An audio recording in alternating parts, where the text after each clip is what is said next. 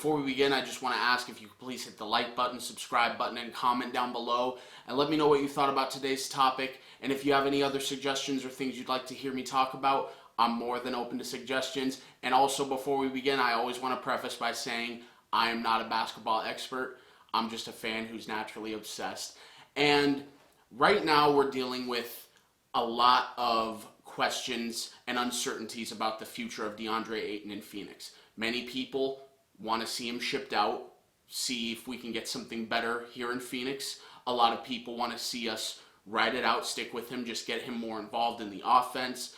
And a lot of people don't know what to make of it. They can't make heads or tails of what should happen. Should he stay or should he go? Well, he's been linked to a lot of teams over the last week or so. Ever since Game 7 of the second round ended, there have been a lot of rumors, trade rumors, trade reports, all that noise.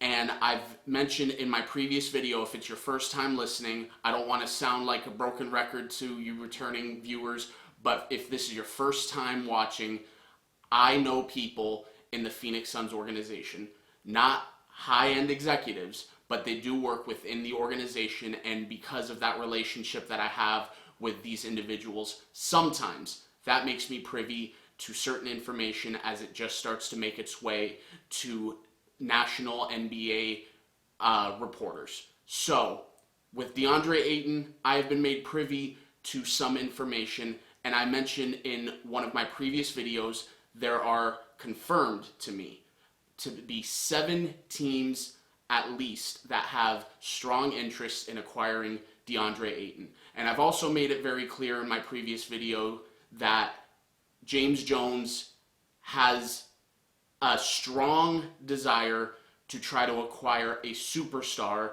to pair with Devin Booker and Chris Paul. Not a star, not an all-star, but a superstar. That could be a number of different players. I definitely know who it is not, but I can't tell you for sure who it is. So, in this video, we're going to focus on 3 destinations that, one, I know for a fact they are strongly interested in Deandre Ayton, and 2, these are trade rumors that are going around the league right now, going around social media, and I've done a deep dive over the last couple days because I want to give you the most accurate information that I can confirm is factual, it's actually being talked about, and see what the most realistic outcome from what we know right now is. And I say right now, I try to preface that right now because tomorrow morning we could wake up and something else happens and it throws everything we're talking about right now out the window. But right here, time of this recording, here is what we know.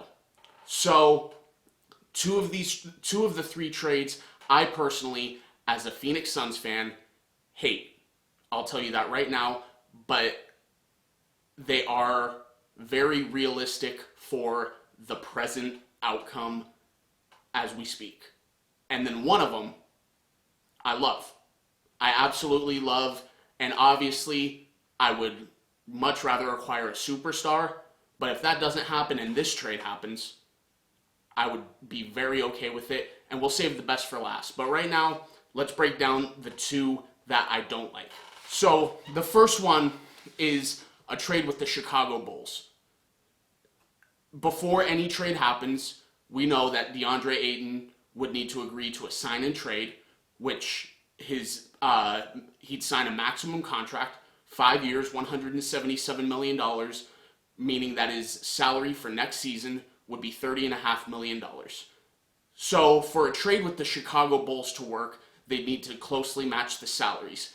And here are the pieces that I believe would realistically be included. Nikola Vucevic. He's a guy, good player, very good player. I think he's borderline, maybe just outside or just inside. It's up to you to interpret how you rate him. But for me personally, he's a guy that's either right at or just outside of the top 10 in NBA centers. And his salary for next year is $22 million.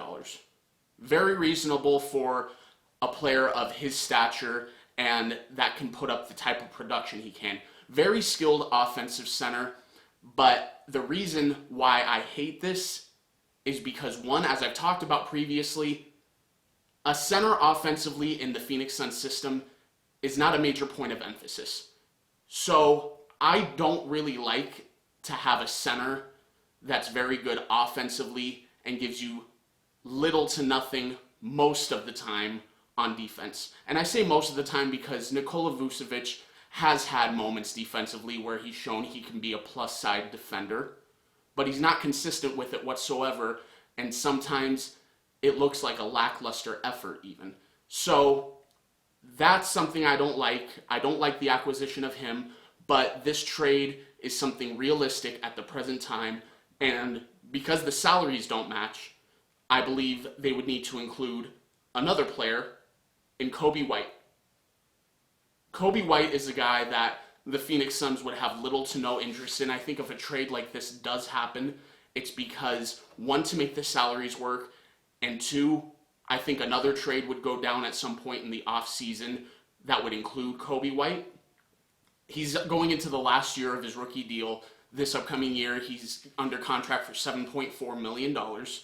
And there's not really a strong need at the point guard position. Sometimes Coby White has played some shooting guard. There's not even a need really for that. At this point in time in the career of Coby White, even though Landry Shamet has struggled this past year, had some bright moments in the playoffs, but some ugly moments as well, I think I would feel more comfortable with him as opposed to Coby White as my backup shooting guard.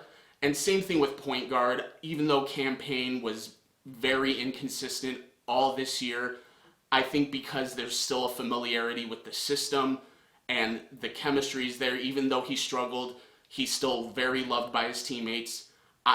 Because of that alone, I think I would rather have Cam Payne as my backup point guard over Coby White. So there's those two players that I think would be included, and I think Chicago would throw in 2 first-round picks, this year's number 18 overall, and then in 2023, they own Portland's first-round pick, but it's lottery protected over the next several years. So I don't really like that, even though the team's in a win-now mode. Whatever draft picks I think they acquire or have, I think they try to trade away for assets unless it's a pick in the top 10. So that concludes the deal with the Chicago Bulls. Don't love it, but it is a realistic option right now.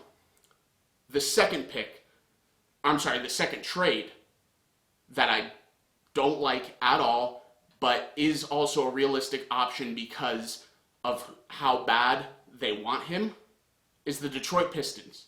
The Detroit Pistons would love Deandre Ayton. As far as I understand it, they are the team showing the most interest, but they're also a team that has very little to offer. And the reason they make my list of top 3 realistic destinations is because even though what I'm about to say is very lackluster as far as a return, it's my understanding they want him bad enough that they're willing to include more than just the compensation I'm about to name. So number 1 would be Jeremy Grant. Jeremy Grant is a very underrated player in my opinion. He signed a big-time contract with the Pistons in free agency a couple years ago, has improved almost every year that he's been in the league. Last year was a little lackluster, dealt with injuries, dealt with some inconsistency as far as performing, but he's a solid player. I do like Jeremy Grant, but I don't like Jeremy Grant being the centerpiece in return that I get for trading Deandre Ayton. And he's making $21 million next year. So there's that.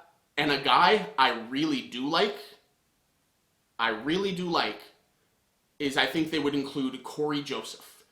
Corey Joseph is a very underrated backup point guard that I like a lot, and I think he would fit really well in this offense. And I think if you acquire a Corey Joseph, that would give you the go-ahead if you're James Jones to move off of Cam Payne.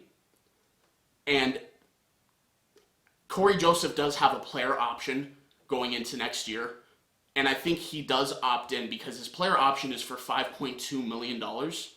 And if he opts out, I just don't see on the open market him getting more than that.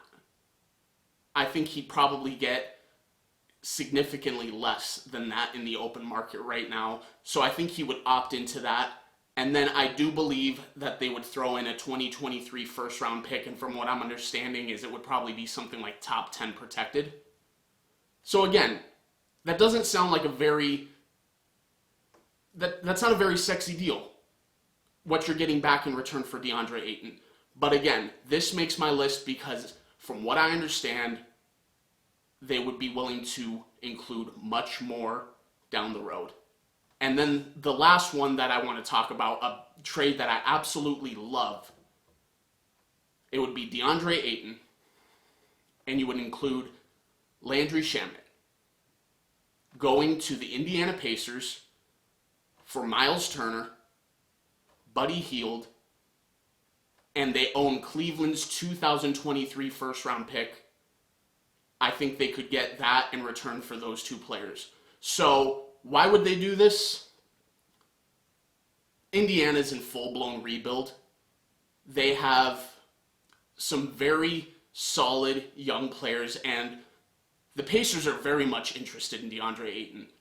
Around the trade deadline, news broke everywhere that the Suns were inquiring about Domantas Sabonis in exchange for Deandre Ayton.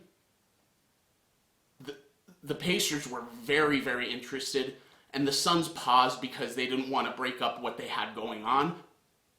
But there was interest on both sides.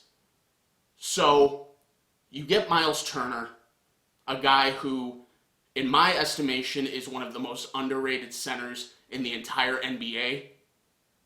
He can space the floor offensively, aggressive at the rim, very tenacious defender, and he's only on the hook for $18 million next year, compared to Deandre Ayton's $30.5 million he'll make under his maximum extension. And then, because the Pacers are in rebuild mode, you have a guy in Buddy Hield that's making $21.1 million next year.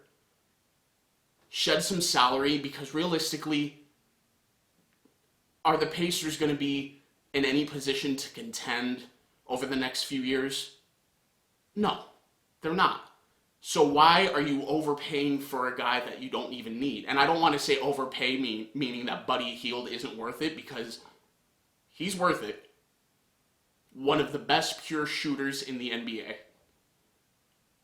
And you take a guy, you swap him for Landry Shamet, a guy with a similar skill set, not nearly as polished of a shooter, but $21.1 million compared to the $9 million that Landry Shamet is making.